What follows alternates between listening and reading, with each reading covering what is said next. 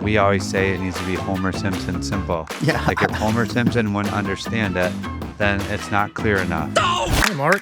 Hi, Mark. Mark. Hey, Mark Hallie. The Mark Hallie Show. How did you do it and why? Hey, this is Mark from the Mark Hallie Podcast. And today we have a great guest, Matthew Stafford. He's the owner of Build, Grow, Scale. Just give you a little background on Matt. He's been written up in Forbes, Entrepreneur Magazine. He's probably on about 150 podcasts a year. They've done work with companies like Scientific American, Men's Health, Women's Health. I could go on ESPN, so on and so forth. So, Matthew, let me start off with Build, Grow, Scale. What's that? What is it? Tell us about your company.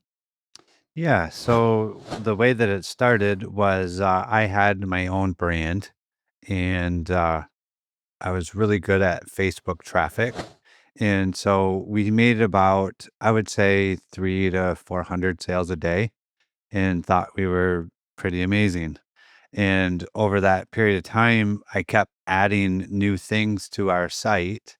And in that process, sales got worse What and was that? worse. What was that site? I mean, what were you? We were selling kitchen. Yeah, we were Okay. selling kitchen goods. Okay. So we would, once we started making that many sales, I started adding apps and trying to do upsells and a bunch of other stuff. And in that process, I realized I'm not good at the web, but I was good at traffic. Mm-hmm. And so the sales actually started to decline and I was struggling. And so I went and hired a guy that did like 6 phone calls with Google Analytics. Mm-hmm. And we went through the data of my site once a week, or the data that the site was producing. And we used that to go back into the site and make changes. And when I did that, my sales came back and then I actually started to do much better. Mm-hmm. So that was kind of my introduction to, oh, wow, if you use data and look at how your website's performing, the ads and everything else that you do work much better. Mm-hmm. And that catapulted you into build, scale, grow. Yeah, build, grow, scale. Yep. My Yep. apologies. Once I had about before I had done that site, my first kind of exposure to online selling, there was a site called Teespring. And what it was it was a marketer had created a platform that had t-shirts on it, and you could create a design, put it on the shirt, and then run ads to it and sell it.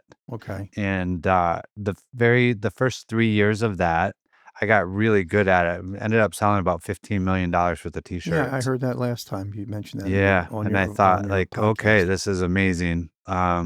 I want to figure out how to sell online, and that was really why I So got started. 15 million. I mean, that's bringing in some cash, and obviously your eyes light up. And Yeah. you made some joke on one of them about how you would get like 900 sales a day, and then you Yeah. tried to get to 1,000. Tell us Yeah, that one. that was the thing that I for some reason I've always had. You have certain milestones that you want to hit. Yeah, I pushed really hard, even gave up some profitability trying to hit that metric, and I just could never get to it. Could never get it. No. You ever get to 999? No, it was like 957. It Oh. was 30, 40 away. So it was still enough that it was, yeah, very frustrating. But that Yeah. shirt sold in the 900s for a couple weeks. Really? So it was, the shirt was, I don't believe in luck. I believe in Jesus. Yeah, I mean, I heard so- that, Yeah. So it ended up being tied to a Christian faith, ended up being the big hitter. Yeah. Yep. Absolutely. How did you get into that avenue? I mean, how did you, or did it find you, or did you find it? As far as the niche or selling Just the the t-shirt? niche. I mean, the T-shirt that obviously was the one that had Christian theme. Yeah, so I had a friend who had a page that already had about 800,000 followers on it. Wow. And so we used that page to sell the shirts.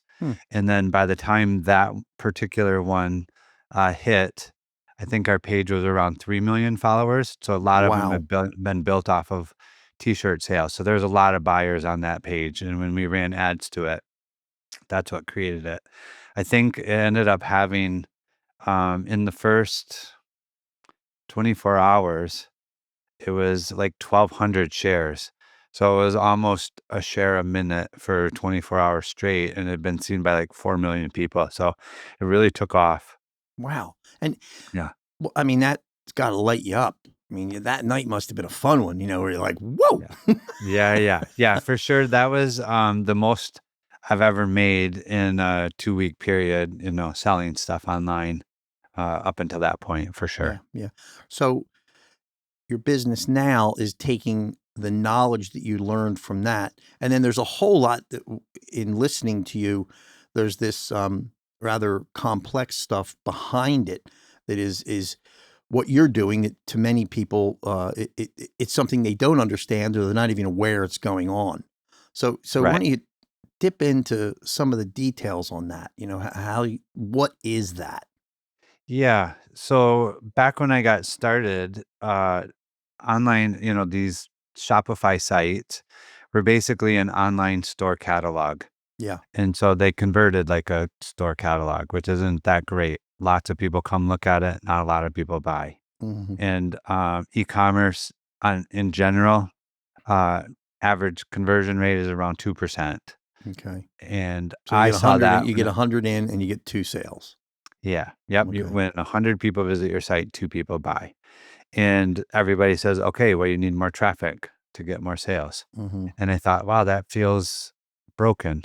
If I had 100 people come to my site and only 2 people bought and 98 people left, if I get two more of those people that already raised their hand and said they were interested in what I'm selling, that would double my business on the same amount of ad spend. Yeah. And I had always learned through Dan Kennedy that, he who can spend the most to acquire the customer wins. So Hmm. I thought, wow, if I can spend the same amount as my competitors and I get 4 sales and they get two, that means I have more money to buy more customers and I will win. And that's literally the premise that we started the business. And I started helping a couple friends of mine that I had sold t-shirts with. I reached back out to them and said, hey guys, I've figured out some stuff and I'd like to make sure I didn't just get struck by lightning. How about I help you? And if it works, you can pay me. And if it doesn't work, you don't have to give me anything. Yeah. And There's they, a saying that I got asked about when my business did well. Did you just step in shit and you don't know how you did it? Or, yeah. did you actually, did you aim at something and hit Yeah. it? I always said I want to make sure I didn't get struck by lightning, Yeah. see if this Well, is similar term, replicatable. similar term. Yeah. Yeah. Yeah, I know. And a lot of markets are that way. But mine, fortunately, was one that was going into a specific industry, specialty coffee. It was easy to find. It was easy to pound into. I know we could have done better. I'm sure after listening to your stuff, I'm like, oh man, what did we do wrong? But Yeah. now go even one step further back into that. So now we've got a store. It's doing well. I get 2 out of 100. I talk with you, and you go, oh, and now I got 4. But what is all the goings on in the background that I think ultimately is the guts and core of your business? Yeah, well, there's a couple things. One, there's the way that your site works, and how it's laid out, and then there's also the what I would say, user behavior. Hmm. So the stuff that I've been teaching is the same stuff, and it has been for 10 years. There's not some new great trick or hack or thing that's working now that doesn't work in general because of the fact that what we're doing has to do with the way that people are interacting with your website. And by using that data, we can create replicatable success. Well, give me an example of that. I mean, okay. So, whatever. Let's say I'm just trying to sell these T-shirts, and I Yeah. come to you, and you say, "Hey, hire me." So now I hire you, and Okay. what are you doing? I mean, I read things about updates and bugs and all these different things. Give us some insight into that. Yeah, sure. So, that's pretty broad. Let's say, for example, you have 10 selections. Hmm. Because most people, when they're trying to sell online, they think more options is better. And actually, more options creates less conversions. And so we see it over and over and over. We've had about 1,000 students through our program in the past. And I've always told them less options will convert higher, and they always struggle to remove things from their site. They think like, "Oh, well, I sold one of those pink ones last week, or I sold one of those purple ones, yesterday." And I'm like, "I get it, but just because you sold that purple one yesterday doesn't mean that you wouldn't have sold them a shirt. It just meant they liked that one the best." The truth of the matter is, if you reduce your selection from 10 down to 3, you'll sell more of those 3 items than you will having the options of 10. It's called the paradox of choice. Yeah. And so people go, "Oh, I like this one. Oh, I like that one. Well, maybe I'll just come back later when I have more time." Yeah. And they Well, don't come back. yeah. And the goal, as I understand, is to get them to get it into the little basket. I'm going to buy it. Yeah, That's get right. it in the cart. Yep. I consider everybody on your website as a browser until they put something in the cart. Once they Hmm. do that, then they're a shopper. And Okay. at that point, our goal is not to see how much stuff we can sell them, but to get them to check out and become a customer. Hmm. If you have a good quality product and you have good customer service, it's much better to have them become a customer and then market to them and treat them special, Sure. because now they'll be repeat buyers, better than you would treat the first time buyer. Um, then that's how you build a business long term. In fact, those people, when they come back and buy, you've already spent the cost to acquire them, and so you no longer have that acquisition cost, and so they become a much more profitable sale. Yeah. Yeah. Yeah. I know for me, well, it happens to be the shirt I have on. The guy who I get on, there's like 3 shirts. So I kind of, it's a little, sometimes you're like, oh, I want another one. But then you're like, well, I want the shirt. I like the shirt. I like the product. So I'm going to buy this one versus 20 others. So Yeah. I see that myself, while on other sites, it is a bit overwhelming. You're like, oh my God. I just turn it off because I'm like, I'm not smart enough, to Yeah. handle that. Well, another indication that we see as to why, why we believe that less options is better, is that the people who use search traffic, like the search bar on your Hmm. site, they convert twice as high as the average, and they spend almost twice as much as a normal visitor. Wait, let me And understand so, this. So I have a search bar at the top and I say, men's shirts. yeah. Okay. So boom, I go to men's shirts. Now Yep. you're, By using that search bar, on average, you will convert twice as much as an average visitor, and you'll spend twice as much. So what that tells me is, if they can find what they're looking for, they convert higher and they spend more money. So the goal is, through that, how do we help them find what they're looking for easier? Search is a great way. Filters are a great way. Easy navigation is another way. And so through the years, each time that we find um, areas like that of the website that do much better, we go, okay, how do we replicate that same scenario in a different place on the website? How do we make it much easier for them to find what they're looking for or get the options? And when you start looking at your website, not from the standpoint of the owner who is trying to sell you as much as you can, um, I understand that mentality, but that doesn't sell near as much as if you look at your website from the consumer side as to, how can I find what I'm looking for? The moment your site is easier to search and it narrows it down so that they're looking at the category or the colors or the sizes that fit them, the higher they're going to convert, compared to, uh, I always say, don't make a business problem your customer's problem. And what I mean by that is, when you give them all the information and say, okay, you go ahead and figure out what you need.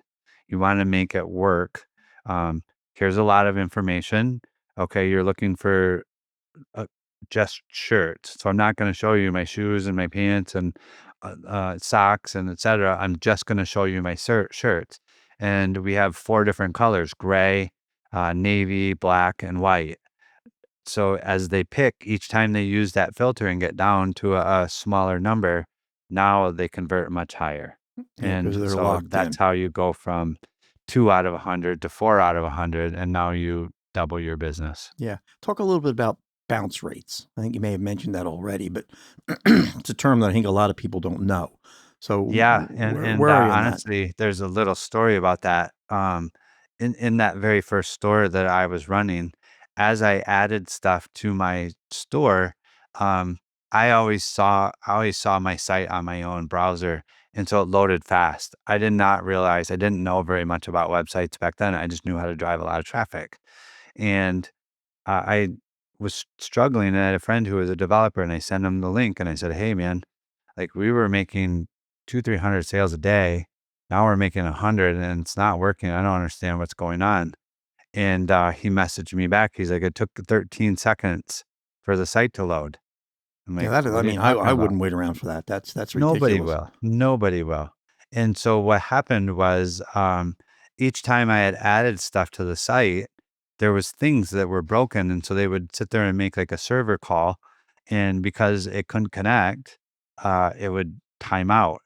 And so it took that long for the site to load, and no wonder we weren't making any sales. Mhm. So he helped me over about 24 hours, and we got it down to 2 seconds, and we literally took right back off again. I was like, wow, okay, the site has a lot, figuring out the data and analytics and getting the site to work really well has a lot to do with how the And sales. what would you consider as a I think you mentioned 2 or 3 seconds, at one Yeah, point I I'd say heard. 3 seconds is probably too long now. It didn't used to be, but sites have gotten better and better, and so you're competing with very quick sites. You definitely want it to be under 2 seconds. Under That 2. it's gonna, yeah. And that just gets me to the homepage. I was listening to you talk about, subsequent pages. Um, so I land on the site and it says, hey, it's Mark Halley, and up that comes in 2 seconds. But now I want to sell you a whole bunch of stuff behind Mark Halley. What's going on there? You have further speeds down line. Yeah, every single page has a speed. So when you put the URL in, you could put it into a site called GT Metrics, which is owned by Google, and Google will grade it. They'll grade it on a desktop version and a mobile version, and based off of how well that grades, that determines the quality of the site by Google's standards. And so they'll send you traffic or they won't send you traffic based off of your scores.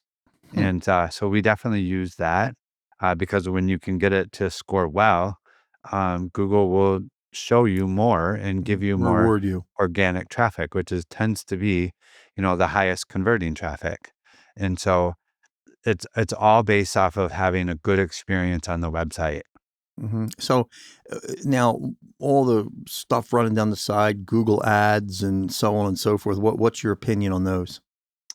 Um, if they're yeah, they work. All the sites that we deal with, the volume that they do, they're running ads. They have paid media as well. Okay. So I believe that you don't want to rely on one source. You should have ads coming from multiple sources. You should have organic traffic. Your email, which Hmm. is how you communicate and build a relationship with your customers. Uh, Typically, we think that if you're doing less than 25% of your volume from email, then something's broken, Hmm. and there's low hanging fruit to gain there. Wait a minute, And less so, than 25% through email, meaning yeah. somebody emails you and asks a question. No, I email out a promotion for a special that we're doing. Oh, okay. If Okay. my site's doing 100,000 a month, then my email should be responsible for 25 to 40,000 of that 100,000 per month. Really? Really? That's Yes, quite interesting. That is yes. And quite if interesting. not, then we know that there's a lever that we can pull there that will increase the conversions. Yeah. You also mentioned some of the complexity of two things. Uh, what is it? Upgrades within, the different programs, say Chrome or different ones. You know them better than I. You can talk about that a little bit. And then bugs, which, we all talk Yeah, about bugs. yeah. So Explain that. of course, that's the issue with coding. So obviously, all the websites are coded up by developers, and so one developer can code your site or work on it. You can hire him. He'll do something and create a functionality, and then a month later, you might have another developer because this one's not available. Do something else on your site, and they write the code different. Well, when the browser updates, before that happened, the code worked from both of them. Now the update happens, and one of them doesn't talk to the other one the same because the code is written a little bit different. Yeah. When that happens, that creates a bug. So it Okay. doesn't mean the developer did anything wrong. It just means that when he worked on it, it worked, and then when it updated, it didn't no longer synced across the other things. And so and that's another thing that we do when we start working with someone is we'll kind of do a code audit and try to unify the code so that when we are making changes and when we are improving things, we don't push bugs out into the environment where people that are scrolling through the site would run into them. With what frequency are you seeing these upgrades? Are they going on? So Yeah, you have an upgrade, and there's obviously a chance that it works fine, but then yeah. there's obviously the outliers or maybe the inliers, and that's where your skill set comes in. Yeah. So every browser is different. Chrome obviously is probably the most used, and then Safari. And so those are the two main ones. And we have a tool called Browser Stack. So we can actually check different devices on different browsers.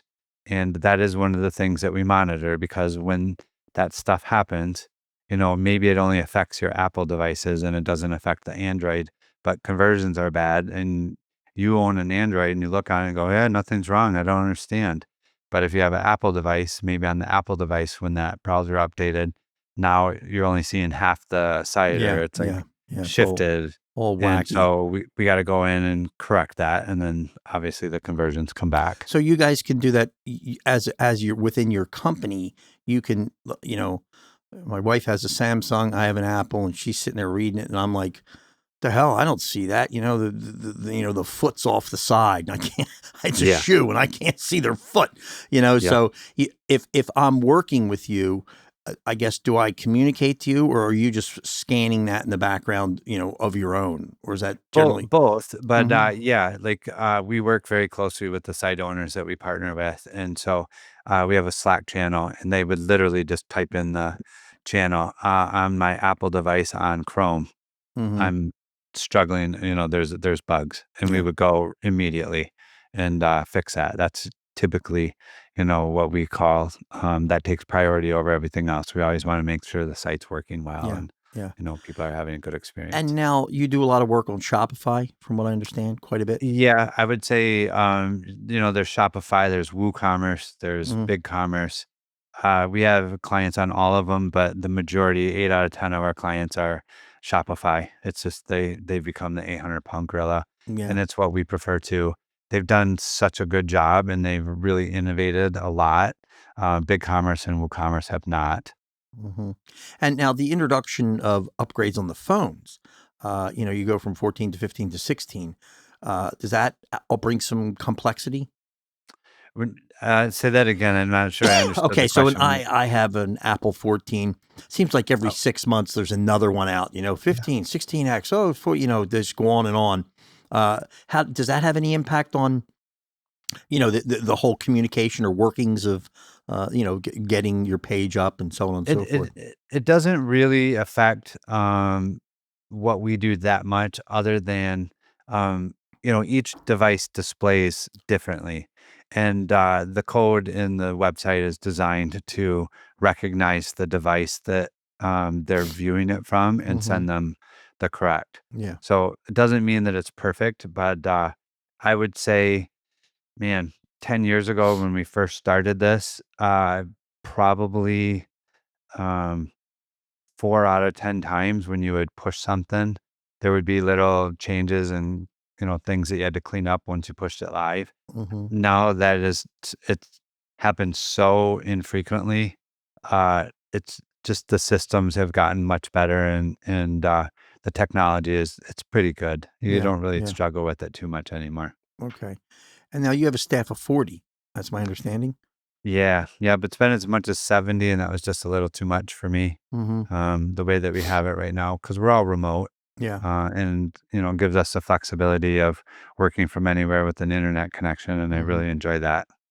So obviously these 40 people are all in different little, like any business, you have certain people that are probably have somebody that's doing accounts receivable, I suspect.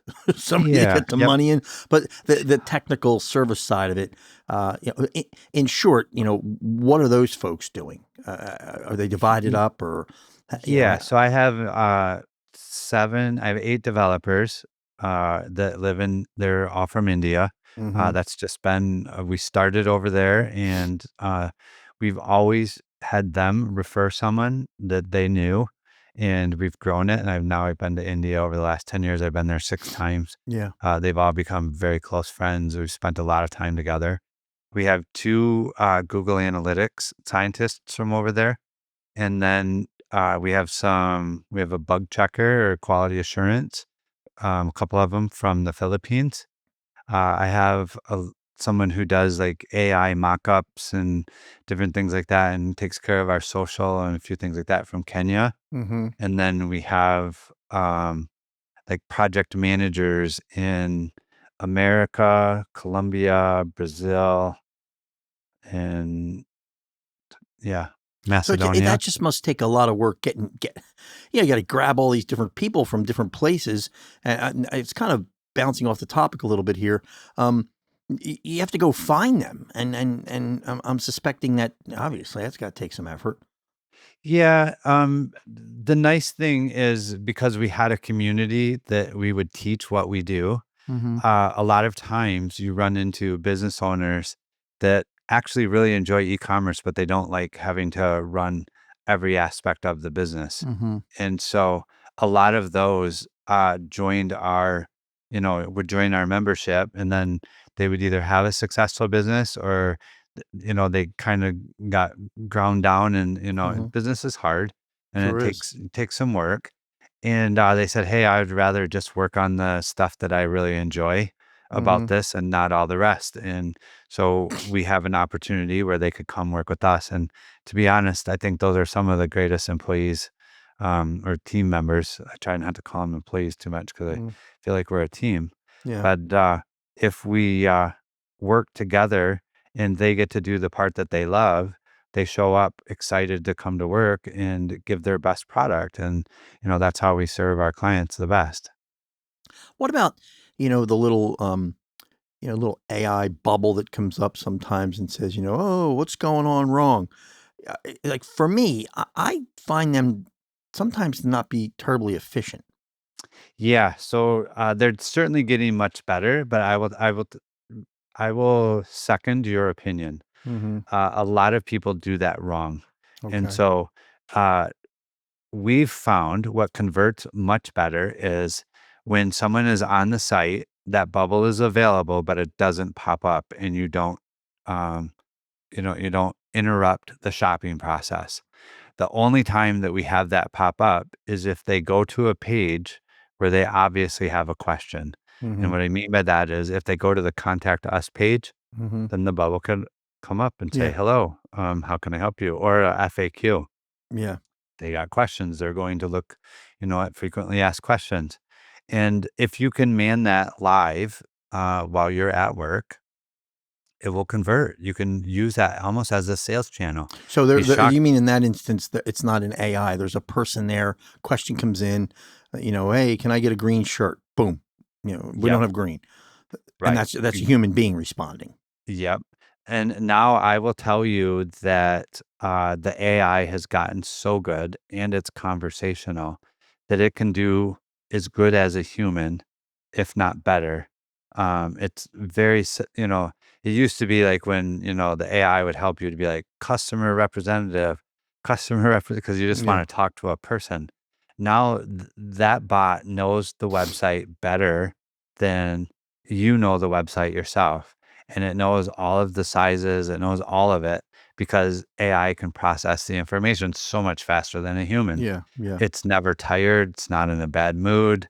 You can actually even program the tonality of the voice, etc., and really create a good experience. And we certainly are seeing people that are doing it very well. And you're And then directing there's people that way, or you're that's another part of your business. You're saying, hey, this is the better place to do it than here, and here's whatever the things that you've yeah, learned. here's the information that you feed it that it will use as its knowledge base so that Mm-hmm. it answers questions based off of your brand. Mm-hmm. Mm-hmm. Who, Yeah. you know, I read, you have obviously some pretty big clients, on ESPN or, Scientific American. How the hell do you find them? I mean, that's no small, that's what I guess you call white elephants in some Yeah, people's business. and, those things were great. We really enjoyed working with them, but I would tell you, um, I actually get a lot more fulfillment working with the regular person. Mm-hmm. There was several times, I went to New York City and sat in their boardroom and showed them where they were losing a whole bunch of money that we could fix it. And what happened was just the bureaucracy of a company that big. It would take us 2 months to get something changed that was costing them at their volume, you know, thousands and thousands of dollars a day. And very, very frustrating. Or when you show them that something's not working and it's wrong, then all of a sudden there's a guy who was responsible for that who is now protecting his Yeah, job the that makes it political much game. harder. Yeah, I know that one. Yeah, and You know, so, those companies are really good for the resume that, we got to work with them and create some pretty fantastic results, but if that was what I had to do every day, I would have given up on e-commerce quite a while ago. It's just not fun, yeah, for yeah. me It's the to same do in that. my business. We would if I sold to this big, huge coffee company or pet food company. Ugh, it was just you're just stuck in this morass of everybody trying to, who's going to screw who and who's going to, it's like, oh my Yeah. God. And Yeah, and can you give them 90-day terms, and then can you oh do yeah, this and all these yeah, extra things, yeah. and all of a sudden your processes, are thrown into a kilter. Yeah, they were great, and I loved, getting to travel and do those things, but I have just as much fun with the guys that are doing, 1,000,000 a month or 5,000,000 a month because we have clients that do that right now, and, it's really fun to see them win and help them win. And you can speak I mean, you have a direct relationship, and now you can really dig in and offer service it's Yep. personalized. Yeah, 100%. Yeah. Now, what would you consider? You're sitting there and somebody knocks on the door and you say, "Hold on a second, Mark," and it's your best client. Like pardon me, it's the best prospect. It's the perfect one. Who would that be? Other than to just say some guy with $1 zillion and hands it to you.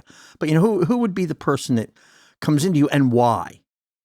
Yeah, so I had the pleasure of having a couple of referrals this about a week ago, and they were in a mastermind, and one of my friends recommended us, and both of them have supplement brands. Supplement brands are not my favorite, or they're What do you not mean by our a best supplement customer. brand? They sell a supplement. Both of them are Oh, doctors. okay. Yeah, Yeah, yeah. and one of them is in that about $500,000 a month range, and the other one's about $250,000 a month range. And, both of them, their sites are rough. Hmm. And what I mean by that is, they've built an audience that trusts them.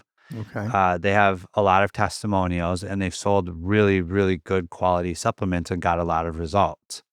But that doesn't mean that they're really good at, making their site convert well. It means that they're really good at creating an audience and creating a good product. Hmm. And so that's our ideal client. They have something that's working. They have the ability to scale it because they're already doing a couple hundred grand a month. And then we come in, we optimize the process, and we've had a lot of clients go from, 300,000 a month to 2,000,000 a month in 6 months. Yeah. Wow. And, that is it used to be rare. It's not that rare anymore because when you get something that works well, and we have 10 years of experience, so when we look at a site, we have a lot of, ideas as what levers we can pull. You can really create, some really big windfalls fairly quickly. I have a site that I work on right now. Um, he came to one of our workshops when he had only made about 40 grand in sales total, and, that was 3 years ago, and now he does 5,000,000 a month. So Wow. this year he'll do over 60,000,000, and, so it took him the first 13 months to get to $1,000,000. The second year he did, 13.8. Last year he did 36 and some change, and this year he's already at 5,000,000 a month. So, he's on a 60,000,000 run rate. I think that he'll end up the year probably 70, 80,000,000 for Wow. the year. Wow. So that's building value. Yeah. Yep. What do they say? With any business, if it's just you, one of the problems is that you sell it and you're gone, and they say, "Well, what did I buy?" So building, obviously, something like that where there's truly a product, a Yeah. brand. Yeah. And they got systems and processes in place.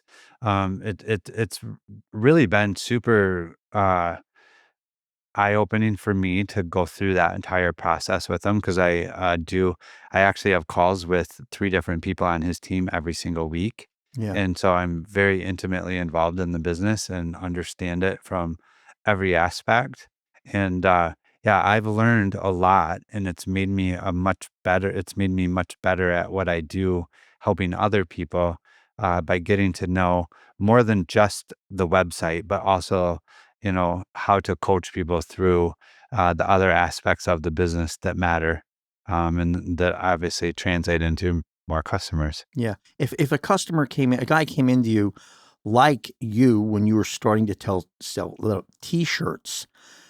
I don't have any sales. Now he comes walking in and says, you years ago, "Hey, Matt, I'm going to do this T-shirt thing." Are you accepting that client, or are you generally kind of going, I don't know if I really want to walk you through this whole thing? Yeah, so we certainly want to help everyone. We Mm-hmm. can't help everyone, and so the way that we do that is we put out a lot of free information on our website. Yeah, You can go to buildgrowscale/blog, and there's a ton of podcasts. There's a ton of blog articles, all kinds of the principles that we've taught for years. And our goal is by giving that information and putting that out there that they can grow and build their business to a point where then it makes sense for them to hire us. yeah. And if not, we also we've literally built 2 or 3 other businesses with service providers because we can't handle everyone. Um, so we will refer them to really good quality people that will help them get there. So the name of the game in so many businesses that I think people can't understand is don't waste your time with the people that you don't want or aren't in your category. And I think I heard you mention that on one of the podcasts. And so one of the ways you're doing that is you're deflecting them to your blogs and things of that nature. Yeah, the more I think the way I look at it is the less things that we do, the better we are at the things that we chose to do. Yeah. And so, um, obviously, I got into this by being really good at driving traffic. Mm-hmm. To be totally honest, I haven't run an ad in 8 years, 9 years. I just don't do that at all anymore. And that requires someone with a totally different skill set than what I do. And things are changing all the time. It requires you to be good at running ads if you're going to do paid media. And so instead of trying to be all things to everybody, every time that I said, no, I'm not going to do that anymore, I'm only gonna focus on what I'm good at, and I'll get better at it. That's built our business, stronger and more solid by not offering all the services and trying to, um, be the best at everything because it's And you just not can't, you can't possible. be, you can't be. I mean, that's a big thing. And you mentioned it. I agree with it. Anybody out there who wants to start a business, you can't serve all the people. Tighten it, tighten it, tighten it. Find your Yep. little, find your little, build people that I've heard say, build people that are champions for you, Yeah. you Yep. know? Yeah, for sure. And, the people that you can get results for, there's a lot of people that will come to us and we do an audit before we would take any work because we want to make sure that we can provide value. And if not, we'll tell them that. Mhm. No, like, it looks like what you have is great. And here's 4 or 5 things that, might make a difference, but go ahead and do that without us. If it works, great. If it doesn't, try some other things, Yeah. that same nature. Yeah. How about your boot camp? I saw that you have a boot camp. What I saw was a 3 day, but I don't remember. I Yep. think there might be a longer one. What's Yeah, that do? we used to run a challenge and Hmm. we would do it every 30 days. And that basically a bunch of store owners would come in and we'd take them through 3 days and show them all the different processes that we do. And hopefully at the end they would have enough results that then they would join our membership. Mm-hmm. Well, now what we do is we recorded the best ones, created 3 or 4 hours worth of content that someone can literally go through, costs them $1. And Big there's money, big money. amazing, amazing information in there, literally millions of dollars worth of split tests and things like that that we've figured out that win and shared them. What the And hell's so a people split will test? say again. Sorry, what's a split test? I saw you mention that. I'm like, what? What? Y yeah, so essentially, say that you have a page that shows, 1 bag of coffee, and you'll sell that for 20 bucks. Well, we'll run another page that sells that bag of coffee, but has different features on it, and, maybe says, "We'll sell you 2 bags of coffee for $35." Mm-hmm. And see which one Yeah. generates the Okay. highest Okay. That average makes order sense. That value. makes sense. And so what you're doing is you're just, and that's not a great example, but you're testing 2 different pages to see which one's going to give you the best results. Yeah. Yeah. I can. Obviously, that makes sense. I Yeah. heard a lot of talk about that Yeah. A lot of, in your I would say show. I would say a better split test would be a page that they're running right now, that has a lot of complexity, and we say, "Hey, here's a simpler version of the same page, with 4 or 5 elements removed." And so the page is cleaner, less confusion. See if this one converts higher. That's an accurate test. Okay. And now I liked one of the comments you were making on one of them about the little, like the push button. Like, when you say you're going to do something, the proper color. I was enjoying your comments on that. So let me clarify that. Yeah, so with buttons, I have the feeling that the button color doesn't matter near as much as the text on the button.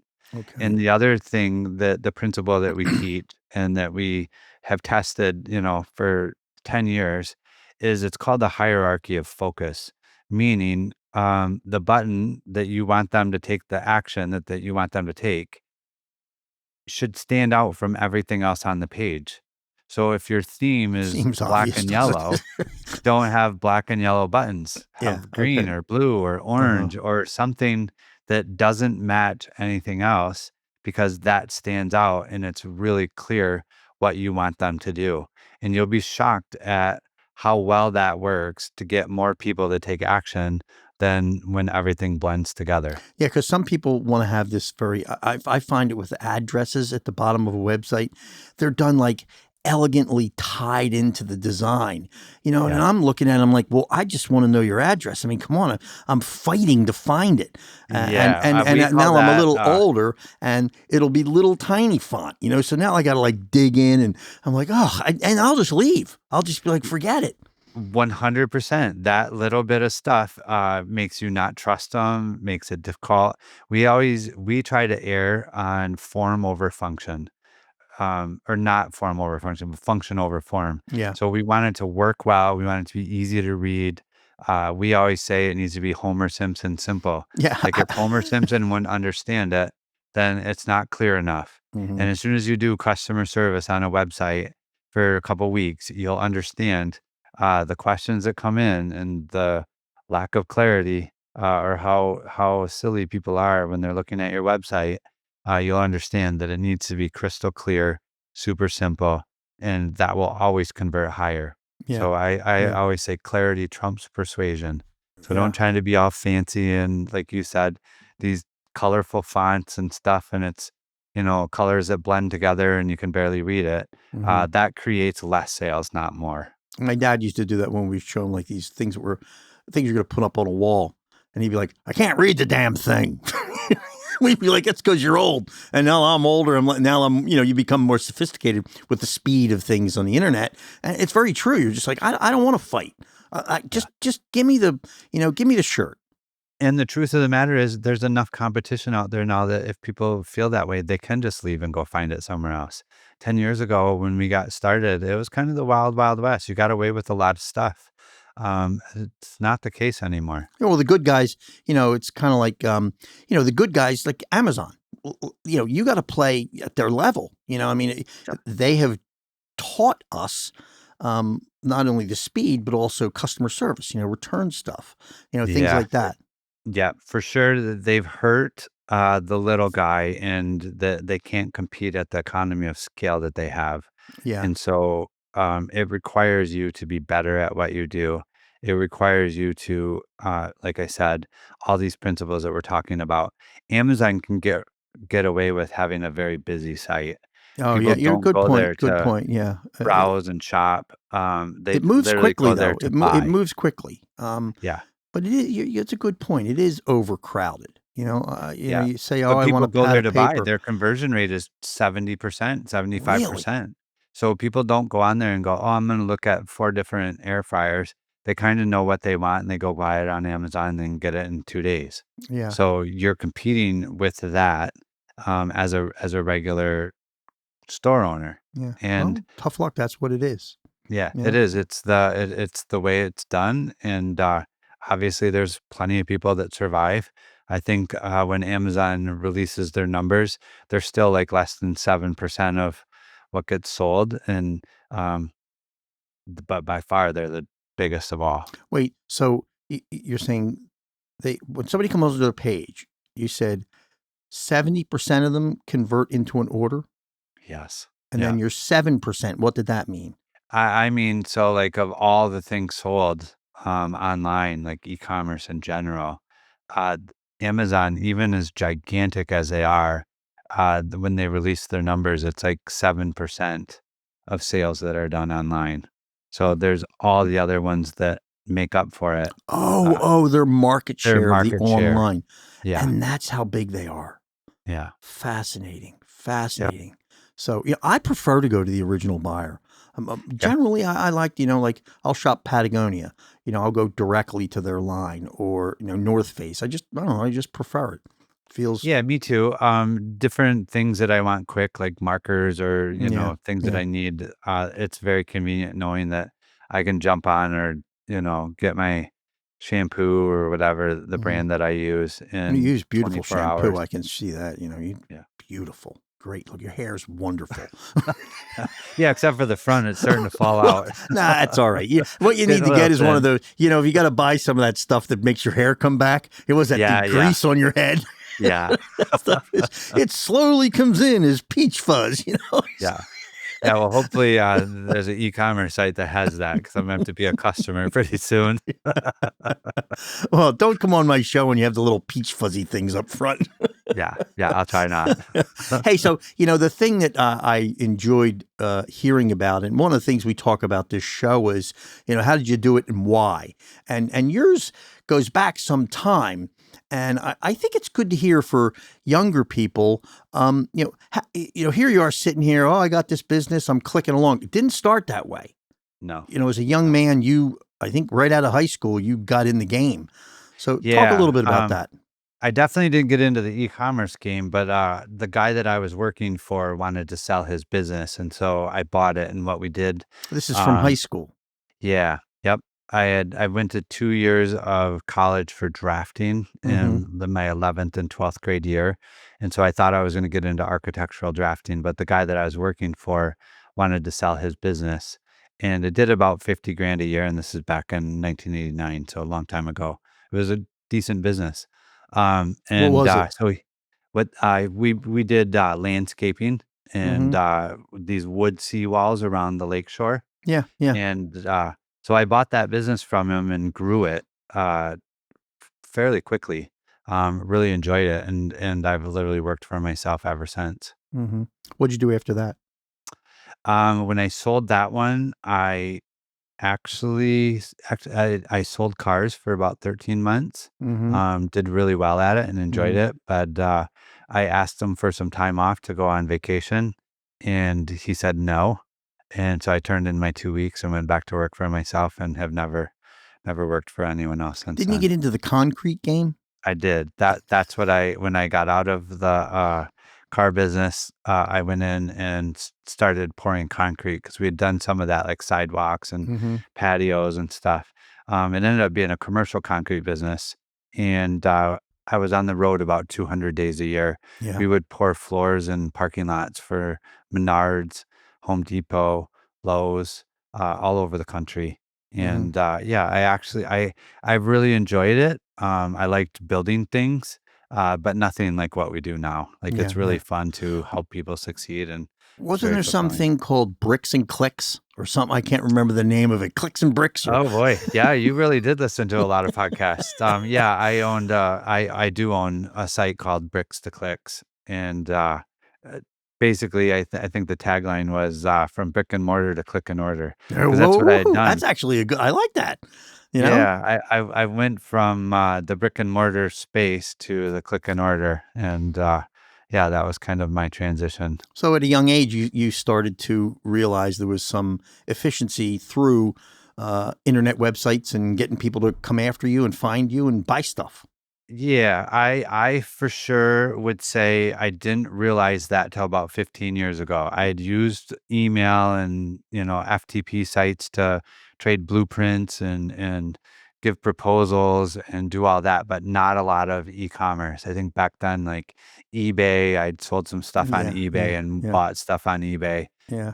But that was kind of my foray into it. And what happened was I went to a Tony Robbins event, Oh yeah, yeah, and yeah, he was selling this program called Money Masters, yeah. and I it was a remember it or I weekly know or it. a monthly program where he would send you a DVD and a little booklet. And what it was each month it was these people that were using online to generate, huge numbers. And I was like, oh wow, I never thought about using my website to make money like that. And I wouldn't have to be on the road 200 days a year traveling and pouring concrete and staying Yeah, in yeah, hotels. yeah. And so I started selling those t-shirts, and that worked out very well. And so within, um, Wait, now I let me get this. We go concrete. Now we say, gee, I think concrete's a lot like t-shirts. yeah, not at all. But I think what I had seen was if I could create the same income but do it from a static location, then I didn't have to worry about the weather. I didn't have to worry about, being uh 10 hours from home in a hotel and it rains for 4 days so you can't work. Hmm. But you still are paying all the people to be there. And there's just a lot of things that go into those type of jobs that you don't realize. And online, none of that matters. I can sit right here, and it could be pouring rain outside and my income's not affected, and Yeah. I don't have to worry about commuting, and I don't have to worry about a lot of other things. I thought that seemed very appealing to me. I think that's a lot of people don't have the a combination of the drive, which I know for me that to me the whole game is you just just drive, drive, drive. It none of this stuff's easy, but you also Yeah. you hit a couple. I guess the harder you work, the luckier you get. And I was Yeah, told my that when I was tattoo on my young. arm actually it Does it? says, Oh, right on. "You create your own luck." Okay, mine So is the as an Eagles tattoo because we won the Super Bowl, yeah. and then I got a Phillies tattoo because we won in '08. So my kids always wanted me to get a tattoo. I never, my age, my brothers, ain't no tattoos coming around our house, Yeah. So I got it now. I got the ink in the arm, and I'm going to Yeah, keep nice. going. For some reason, I'm drawn into it now. Oh, yeah, I got to yeah. stay away from it. But anyway, back to I lost my train of thought. We all work so hard, but there's this, very important part of life is, physical, mental, spiritual health. And, you're a guy working hard, you're having success. If you're type A like me, you can get overboard on one side or another. How do you rein that in? What do you do to keep all those different facets of your life in line? Yeah, and to be honest, going because we've talked about a lot of our backstory about, how we got into this. Uh, Prior to that, growing up, I didn't have a good childhood. It was very, violent, and so, uh, I learned to through work and working hard, I would get praised, and so I think that drove a lot of my hard work. Yeah, yeah, And that doesn't necessarily mean it's a good thing. Being a workaholic can be a coping mechanism to avoid a Here, lot of here, stuff. here, here. And so what I would say is in when I get asked this question, I try to be as transparent as possible because I do believe that um, we spent a lot of time trying to achieve in order to feel better about ourselves because of things that we've gone through growing up. And that tends to be a lot of business owners. Here, I am And that way. I've really broke down that process too. Like I have a website and I thought, well, the definition of trauma is a feeling of loss of control. Well, if you think about it in business, you're never actually in control. You're always shifting and putting things out and hiring people and taking care of vendors and supply chain and all Yeah, this other yeah. stuff. And so I was like, man, when I started sharing my story, a lot of other business owners shared theirs and it gave them permission to. And so all that said, um, I think the business is the ultimate inner game. As you grow and as you get better and as the competition gets stiffer, it's always trying to show you where you're not showing up, where you're not good enough and where you have to improve. And so what it does is um, it forces you to figure out how to cope and how to expand your capacity. Hmm. And I think that there's a lot to be said about doing that in a healthy way, not looking for something outside of you to make you feel better inside, but feel good about who you are. Treat people like having really good customer service. Yeah. Um, Maybe losing money on a customer to make sure that you did the right thing. Those types of things will help you feel good about who you are and the way you've shown up. And 9 times out of 10, you're gonna build a much better business, a much more solid business that's gonna last and, How about physical actually activity? give you some happiness. Do you do a lot of physical activity? You look like you're pretty fit. I do, yeah, I try to exercise at least once a day. Yeah, me too. Yep, Me too. yep, I always say, I stopped drinking when I was 26. So probably you and I have similar reasons. I'm, driving away something and, I'm like pushing. But I need my physical exercise is the equivalent of like a bottle of whiskey. I have to have it. And maybe that's, once again, a little bit of addictive, but it's a good sure. addiction. And I need it for my mental health. Yeah, I agree. I mean, our bodies are the way that we experience the life that we have here, and, I always use the phrase, "Man with his health has 1,000 dreams, and the man without his health has one." Hmm. And so, I think that, if we take care of that and for me, it's also a release, like, I definitely, am less wound up and enjoy myself a lot more if Yeah. I go exercise in the morning before I get started. Do any meditation or anything like that? I do. Yep, Do I you? do that too. I could tell Yep, by the way you're talking. I yep. could tell. I do it. Anyway, let's just say this. I do it. There's no bad meditation, but my problem is doing it past about 10 to 15 minutes. My Yeah, rabbit brain. mine's a 10-minute, and, I definitely I did it so I did this is a little off topic, but I did a dark retreat Hmm. back in the end of November, December for 5 days where I was in darkness and silence, Really? and, it was transformative. In fact, I go again in the middle of May. I bought the domain, The Darkroom Diaries, and Oh, cool.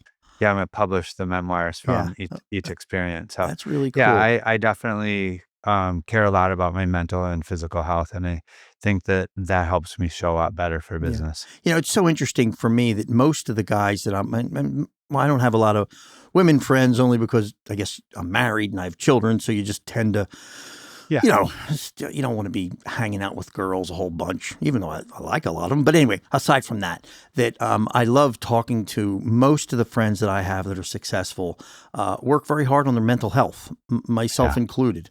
yeah, Because what's going on up there sometimes isn't healthy, yeah. I and always you're, tell everybody the investment that you put in the 6 inches between your ears will pay dividends and compound effect on the outside. yeah, Yeah, same thing with recovery. Once we say you get past about 6 months, it kind of that end of it is, we pretty much got this problem with wanting to drink every day or get high every day. We kind of got that tucked away, not perfectly. The rest is between your ears. yeah. That's the whole game, Because let me tell you what, between my ears, shit goes wrong. Yeah, we're all the main character in our own movie, so Yeah, we exactly. certainly see it from our own Yeah. perspective. Hey, listen, so why don't you just let everybody know where they can get a hold of you? Anything else you'd like to say before we close out? Yeah, I would just say I really enjoyed the conversation. Thanks for having me, and I'd love to provide value for anybody that it's a good fit. And so if you need anything, you can certainly go to our website at buildgrowscale.com and check it out. There's plenty of different ways to get a hold of us on there. And there's also, you can always email me at matt@buildgrowscale.com and I'll see that and would love to help you out if that makes sense for you. Thanks so much, Matt. Really enjoyed chatting with you. Have a Yeah, nice thanks day. for having me. Thank you for listening to The Mark Halley Show. If you found this story as intriguing as we did, give us a like, share the episode, and subscribe at The Mark Howley Show. New episodes every other Friday. Adios.